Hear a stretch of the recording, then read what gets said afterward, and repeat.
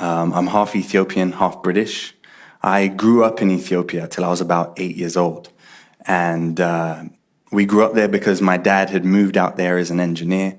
He'd met this beautiful Ethiopian woman and got married and had 3 wonderful children, of which I was the oldest and I had 2 younger sisters. But when I was 8 years old, something happened to our family that would change everything forever. My dad had a conference in Kenya, and on his way there, the plane that he was on was hijacked. It crashed off the coast of Madagascar, and everything was captured on camera by some holidaymakers who were filming. This footage very quickly made its way onto the news, and our family got a phone call saying, "Have you seen the news? Have you seen the news?" So we turned on the TV as a family to watch the plane that my dad was on come crashing to the ground. We didn't realize what the outcome would be or who the survivors were for a few weeks later. And so in that time of waiting, the pain, the confusion, the sense of grief was truly, truly unfathomable. Even to this day, I feel I'm still trying to work out some of this stuff. But even in the thick of it, one of the things that that happened that I can't even explain now was this sense of peace. This peace that I can only explain as God just filled me and filled our family. We'd planned to go to the UK for education, and so my mom took us to London, and that's where we grew up after then. The thing that really I noticed on heading to London was it was very different to Ethiopia. People's faith, the faith that I'd grown up with in Ethiopia was different. I could only explain it as apathy is what I experienced. But rather than living any different, I found myself just conforming, just becoming like everybody else.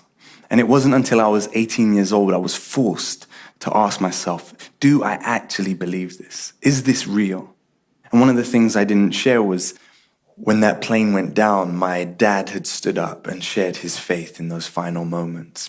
An air hostess had survived, and she'd lived to tell us that she'd come to faith because he'd led her to faith in those final moments. And so for me growing up, this was the legacy that was left. This was what my dad had lived for and died for. And so for me, in a way, I felt like I inherited something. And so as I began to question and search, one of the things I discovered was that I cannot inherit my parents' faith. I had to make a decision for myself. I had to come to a conclusion on my own. I had to decide. And so I had big questions. Why do bad things happen? Why is there death? Why did this have to happen to our family? It wasn't fair. It isn't fair. Why are there so many religions? The questions went on and on and on. But the thing that just really stood out and struck me to my core was these claims of Jesus Christ.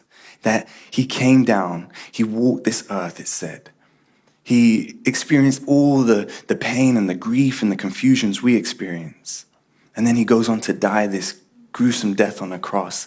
In it, he was absorbing the pain, the wrath that was deserved to us. So if we can put our faith in him, everything changes. But he didn't just stay down, he rose again. And as I read this, I was just like, is this true? These are the claims that are in front of me. I have a choice to believe this or not. And as I decided to believe this, as I decided to put my faith in this, once again, that peace that I'd found early on in my life just returned. But it wasn't just this peace, it was this sense of purpose, this sense of there's more to life than this. The message of Jesus was give up everything. Die to yourself, like go all out. And this new sense of purpose and meaning just filled me. It was like I couldn't just exist anymore. I wasn't made to just exist anymore. I was called, I was created to thrive. I was created to dream. I was created to fail. I was created to try again. And so that feeling and sense of being able to thrive allowed me to dream. And even allowed me to return back to Ethiopia 20 years later, to work on business, to try new projects, to give new things a go. And so my life has been changed by this person of Jesus. I hope one day I can, if ever put in the situation, can display the courage that my father did. I don't know till I'm put in that position. But one thing I do know is this sense of purpose and sense of meaning has changed everything.